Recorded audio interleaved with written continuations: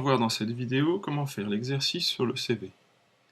Les principaux concepts de cet exercice sont les tabulations, qui permettent d'aligner des éléments sur une page, et les puces, qui permettent d'ordonner, de mieux présenter certains éléments de la page.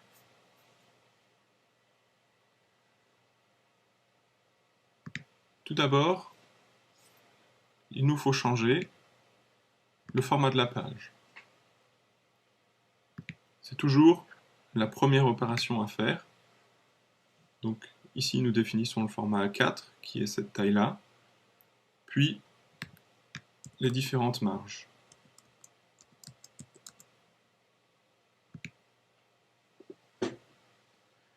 Nous pouvons maintenant commencer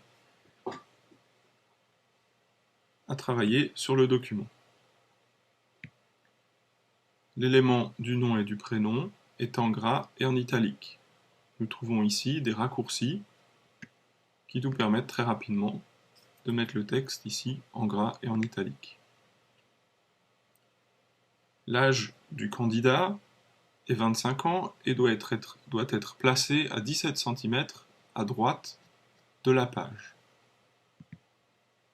Pour ce faire, nous allons dans Format paragraphe, puis ici, dans l'onglet Tabulation, nous allons placer une tabulation avec comme alignement un alignement à droite. Vous voyez la tabulation qui apparaît ici. Ensuite, lorsqu'on appuie sur la touche Tabulation, le texte va se placer à cet endroit-là. Nous faisons de même ici pour célibataire, 17 cm à droite.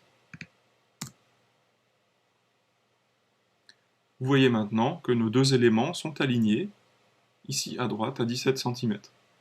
C'est donc la manière, dans un document de traitement de texte, d'aligner des éléments. Ici, nous allons maintenant aligner verticalement le numéro de téléphone et l'adresse email. Ici, l'alignement est à gauche à 2 cm. Même chose pour l'adresse email.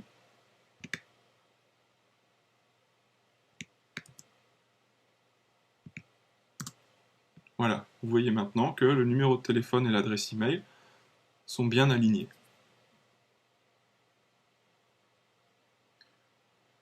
Ensuite, nous voyons ici que objectif est en majuscule. Nous pourrions retaper le mot objectif et l'écrire en majuscule, mais il existe une autre possibilité. Il faut aller dans Format. Ici, nous allons changer l'aspect du texte, donc dans Format et caractères.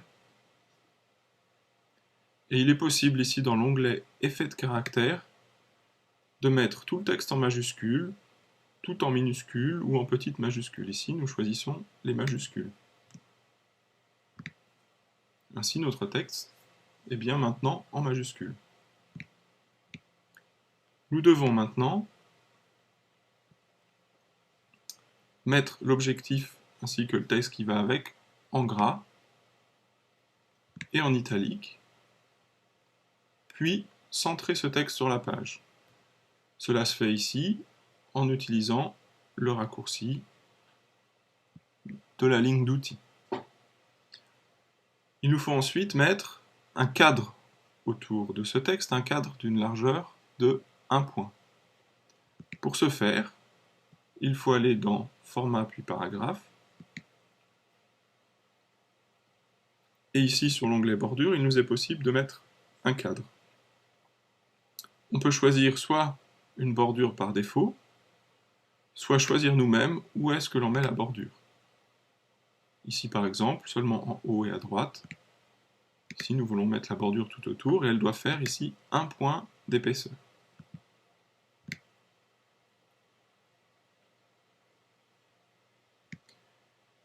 Ici, le texte est à nouveau en majuscule.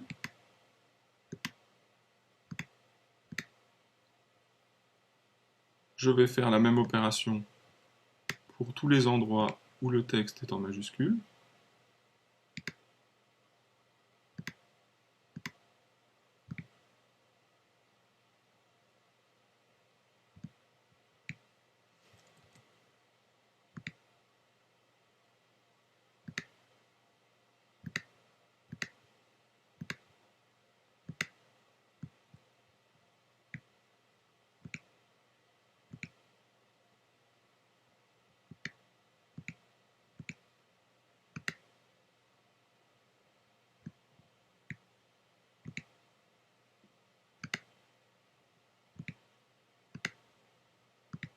Voilà.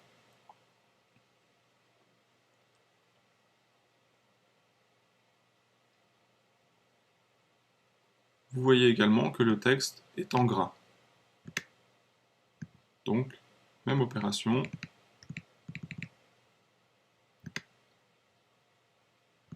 Je choisis les différents éléments et j'utilise la barre d'outils pour mettre le texte en gras.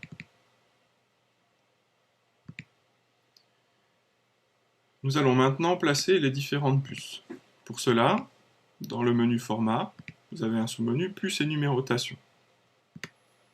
Nous nous plaçons ici sur le niveau 1. Nous choisissons le type de puce. Concernant la position, la case du milieu nous donne la distance entre la marge et la puce. Ici, dans ce cas-là, nous voulons une distance de 0 cm. La case du haut et la case du bas nous donnent la distance entre la marge et le texte. Ici, nous voulons 0,6 cm.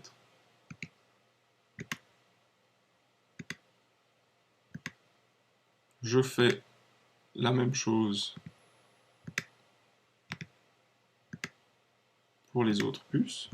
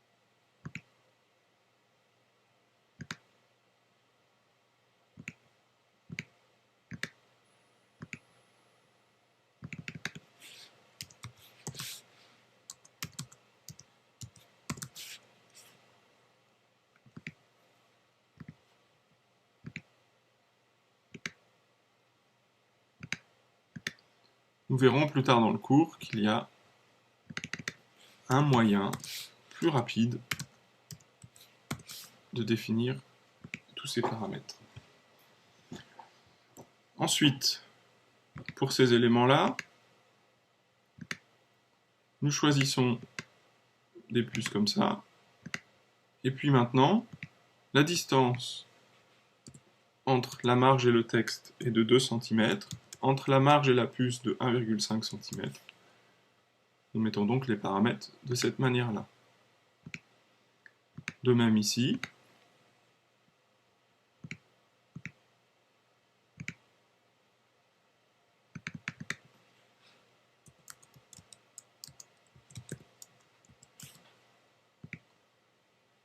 Et ainsi de suite jusqu'à la fin.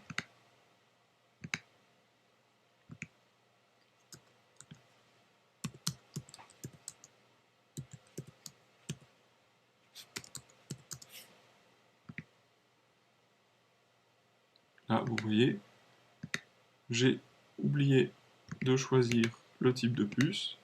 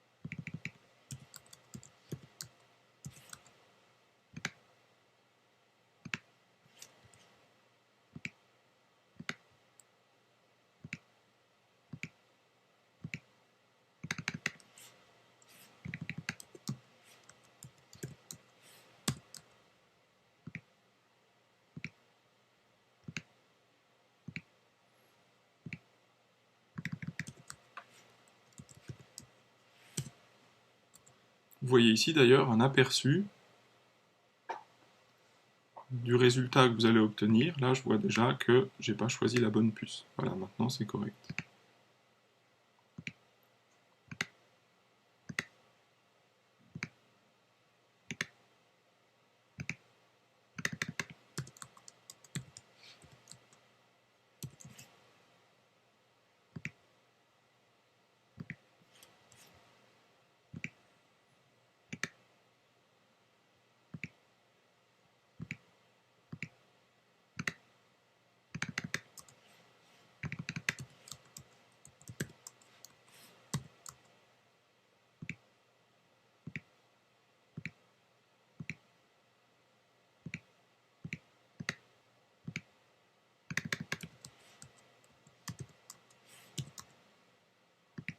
Voilà. Toutes les puces sont maintenant placées. Il reste à placer les différents éléments de date aux endroits demandés. Donc toutes les dates sont alignées à droite à 17 cm. Nous allons donc placer une tabulation à 17 cm à droite. De la manière suivante. Ici, cette ligne-là doit être en dessous. J'efface donc l'espace qui se trouve ici et je mets la ligne dessous. Vous voyez qu'une puce apparaît dont je ne veux pas. Il suffit de l'effacer en appuyant sur la touche effacer. Ici à nouveau.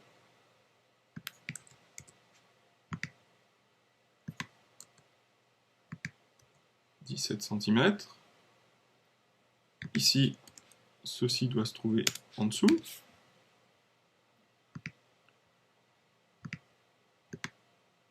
Ceci est aligné à droite à 17 cm. Ceci se trouve en dessous. Ceci est aligné à droite à 17 cm.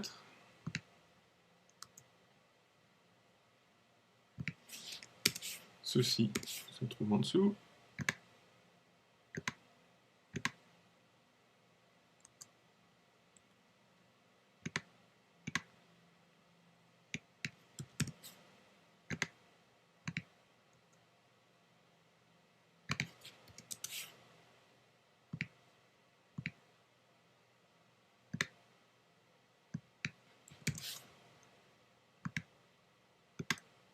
Voici.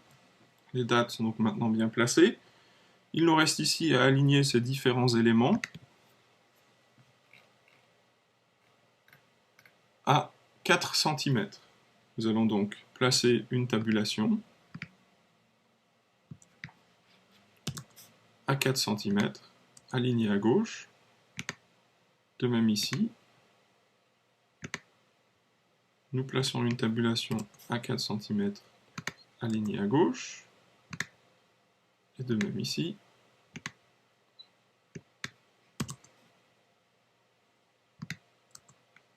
Voilà. Ici, le texte doit être dessous. Vous voyez ici maintenant que si j'enlève la puce, le texte se trouve aligné avec ici anglais. Pour ce faire, il est possible de placer soit une tabulation à 4 cm, soit retourner dans puce et numérotation et changer ici la deuxième valeur, ou plutôt la troisième valeur à 4 cm. Je vous rappelle, ces deux valeurs-là sont la distance entre la marge et le texte. La première valeur est en fait la distance entre la marge et la première ligne de texte, c'est-à-dire celle qui est directement avec la puce. Et la deuxième valeur est la distance entre la marge et des lignes de texte suivantes qui appartiennent également à la puce. Ainsi, maintenant, si j'efface la puce, le texte va se placer à 4 cm.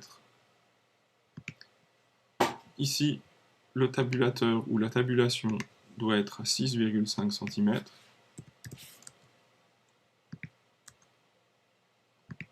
Même chose ici.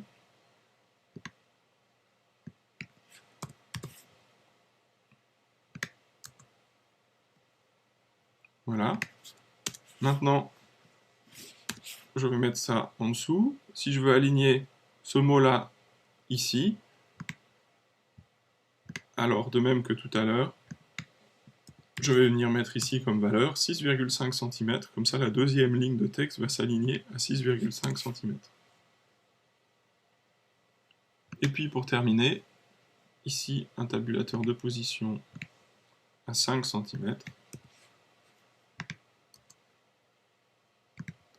De même qu'ici.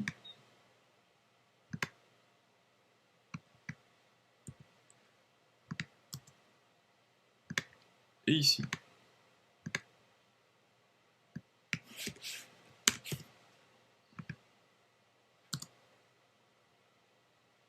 Ici, vous voyez que nous avons deux pages. On peut faire apparaître les caractères cachés. Qu'est-ce que c'est les caractères cachés? C'est des caractères que l'on ne voit pas sur l'écran. Par exemple, tous les espaces. Les espaces sont des caractères cachés, on ne voit pas vraiment un espace, il n'est pas... On voit qu'il y a un espace entre les lettres, mais c'est pas vraiment... Un espace n'est pas une lettre. Et puis les retours à la ligne également sont des caractères cachés qu'on ne voit pas ici. Vous avez une ligne en plus, si je l'efface, le document maintenant tient bien sur une seule page.